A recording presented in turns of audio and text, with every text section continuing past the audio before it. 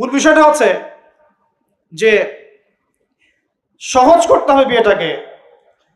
উপযুক্ত বয়স হয়ে গেলেই একটা উপার্জনের সোর্স খুঁজবেন। আগে বেকার অবস্থায় বিয়ে করতে যাবেন না, উপার্জনের সোর্স খুঁজবেন। তারপরে আপনি আপনার পরিবারকে বলবেন আমার বয়স হয়েছে, আমাকে বিয়ে দাও। এবার আসেন, বিয়ের সময় দিনদারিতা ছাড়া অন্য কিছু দেখতে যায় না।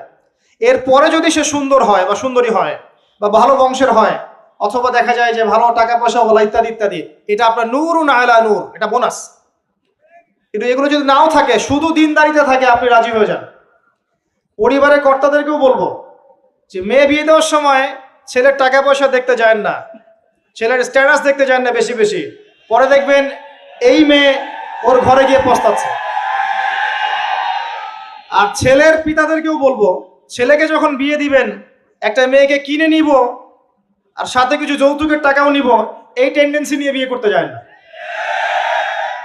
ওই বিয়েতে বারাকা বেশি, যেখানে খরচ কম, যেখানে বেশি হট্টগোল নাই।